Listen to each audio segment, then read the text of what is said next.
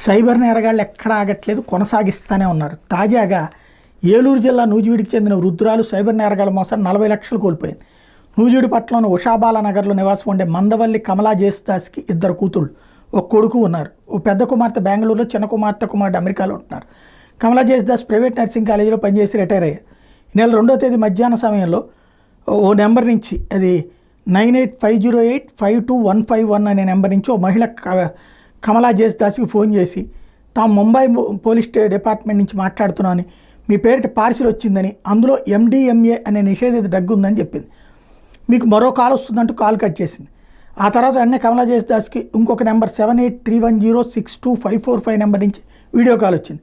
తాము ముంబై పోలీసులు మీకు డ్రగ్స్తో సంబంధం ఉందని, అమెరికాలోని మీ కుటుంబ సభ్యులకి ఇందులో సంబంధం ఉందంటూ భయపెట్టారు. ఈ డ్రగ్స్ ద్వారా వచ్చిన డబ్బు మీ ఖాతాలో ఉందని, మీరు ఏ తప్పు చేయకుండా ఆ డబ్బును తమకు ట్రాన్స్ఫర్ చేయాలని, ఏ తప్పు లేకపోతే మీ డబ్బు మళ్ళీ మీకు తిరిగి ఇచ్చేస్తామని చెప్పారు. దీంతో భయపడిన వృద్ధురాలు ఈ నెల 3వ తేదీన 20 లక్షలు, గంట తర్వాత 10 లక్షలు, 4వ తేదీన మరో 10 లక్షలు RTGS ద్వారా వాళ్ళకి ఇచ్చిన ఖాతాలకు ట్రాన్స్ఫర్ చేసింది.